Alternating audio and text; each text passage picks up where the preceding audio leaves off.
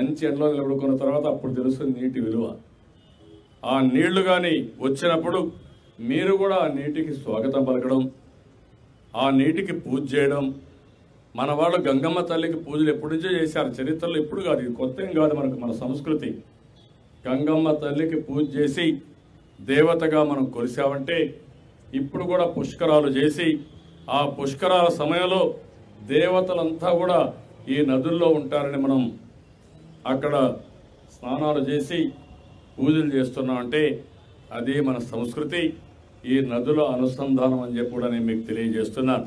కాబట్టి మీలో కూడా అలాంటి స్ఫూర్తి రావాలని మనస్ఫూర్తిగా కోరుకుంటూ ఈరోజు నాకు ఎంతో ఆనందం, రైట్ టైంలో నీళ్లు వచ్చాయి.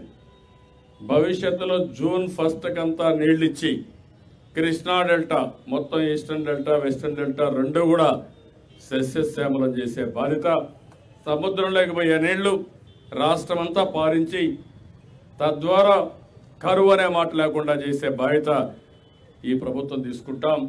అదే సమయంలో మీరు కూడా ఆలోచించాల్సింది, ఈ ప్రాజెక్టు నుంచి నీళ్లు తీసుకుపోవాలంటే లిఫ్ట్లు పెడితే విపరీతంగా డబ్బులు ఖర్చు అవుతుంది, కానీ నీళ్లు కావాలి. అదే సమయంలో వర్షపు నీరును కూడా భూగర్భ జలాలుగా మార్చుకోవాలి. మీరు ఈ విషయం గుర్తుపెట్టుకోవాల్సిన అవసరం ఉంది. 1 సెంటీమీటర్ వర్షపాతం 55 టీఎంసీ నీళ్లు వస్తాయి. 1 మీటరు భూగర్భ జలాలు పెంచితే 90 టీఎంసీ నీళ్లు వస్తాయి. 90 టీఎంసీ నీళ్లు 10 లక్షల ఎకరాలు మనం వ్యవసాయం చేసుకునే అవకాశం వస్తుంది. వరి అయితే, వేరే పంటలు అయితే 15-20 ఎకరాలు 1 టీఎంసీ చేసే పరిస్థితి వస్తుంది. అంటే భూమినే ఒక జలాశయంగా మార్చాలి, భూగర్భ జలాలు పెంచాలి. నేను అందుకే ఒక మాట చెప్పాను, వర్షాకాలం అయిన తర్వాత 3 మీటర్ల భూగర్భ జలాలు ఉండాలి. అదే మరిగా ఎండాకాలం మళ్ళీ మనం అంతా పంటలు వేసుకున్న తర్వాత 8 మీటర్లో ఉండాలి. ఎప్పుడు కూడా మనకు క్యాలెండర్ ఇయర్ ఉంటుంది. క్యాలెండర్ ఇయర్ అయితే మనకు జనవరి 1 నుంచి మళ్ళీ డిసెంబర్ 31 వరకు ఉంటుంది. ఫైనాన్షియల్ ఇయర్ ఉంది 31 మార్చి వరకు ఉంటుంది.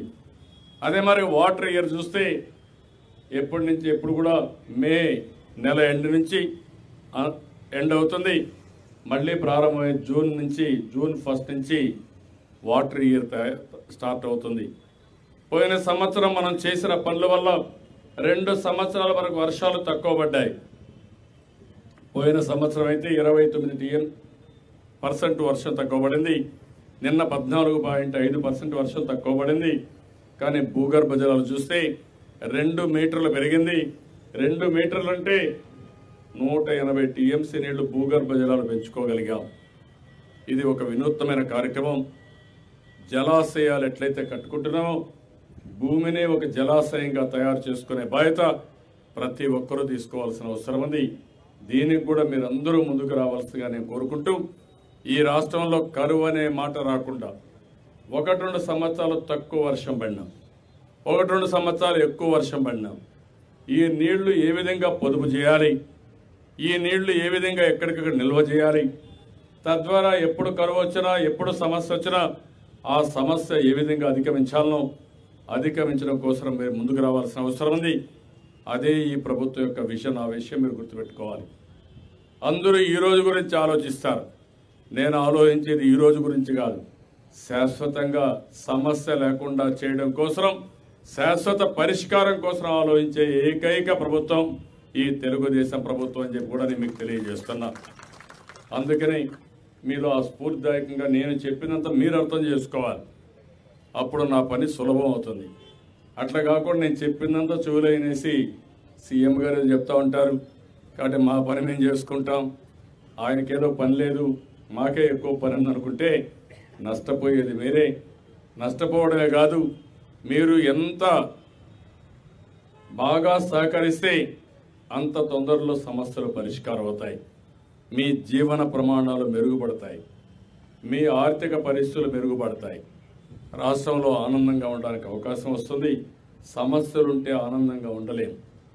వేరే వాళ్ళు రెచ్చగొడతారు కానీ పరిష్కారం చూపారు. నేను రెచ్చగొట్టడం కాదు, పరిష్కార మార్గాలు చూపిస్తున్నా. ఆ విషయం మీరు గుర్తుపెట్టుకోవాల్సిన అవసరం. ఒక్క విషయమే కాదు, ఈరోజు మీరు విజయవాడకి ఎవరైనా వస్తే విజయవాడ రోడ్లు చూసిన తర్వాత, గ్రీనరీ చూసిన తర్వాత, మార్పులు చూసిన తర్వాత మళ్ళా ఒకప్పుడు హైదరాబాద్ గురించి మాట్లాడేవాడు, ఇప్పుడు అమరావతి గురించి, విజయవాడ గురించి మాట్లాడే పరిస్థితికి వచ్చారు. అది ఈరోజు ప్రభుత్వం యొక్క విధానం. దేశంలోనే నెంబర్ 1 సిటీ, క్లీన్ సిటీ ఏదంటే విజయవాడ. భవిష్యత్తులో 3 కెనాల్లు, ఎక్కడా ఉండదు. కెనాల్ సిటీ ఇది. బ్యూటిఫుల్గా అవన్నీ కానీ మనం ఎక్కడికక్కడ కెనాల్స్ అన్నీ కానీ నీట్గా చేసి మంచి పార్కులు ఎస్టాబ్లిష్ చేసి సాయంత్రం పూట ఇంట్లో కూర్చుంటే బోరు కొడుతుంది. కానీ కనీసం ఈ పక్కన చూస్తే బ్రహ్మాండమైన నది, ఇంకొక పక్క కెనాల్స్, దీనివల్ల టెంపరేచర్ కూడా తగ్గుతుంది. ఇంకొక పక్క దుర్గమ్మ టెంపుల్. అందుకే ఇప్పుడే చెప్పా, ఆ చెట్లు కూడా ఇంకా బాగా పెంచాల్సిన అవసరం ఉంది.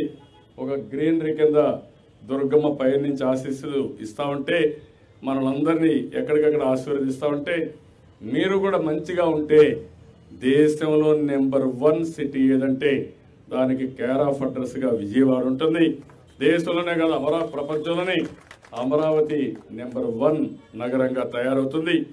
విజయవాడ కూడా అమరావతిలో భాగం, గుంటూరు కూడా అమరావతిలో భాగం. ఇది ఒక మెగా సిటీ కింద రాబోయే రోజుల్లో ఇవన్నీ కలిసిపోతాయి. వన్ ఆఫ్ ది బెస్ట్ సిటీగా తయారవుతుందని చెప్పి మరొకసారి తెలియజేసుకుంటూ, ఈరోజు ఇక్కడికి వచ్చిన మిమ్మల్నే కాదు, రాష్ట్రంలో ఉండే ఏంటండి వీడియో నచ్చిందా? అయితే ఓ లైక్ వేసుకోండి, లేదంటే ఓ కామెంట్ చేయండి. ఎప్పటికప్పుడు మా వీడియోస్ చూడాలంటే సబ్స్క్రైబ్ చేసుకోండి.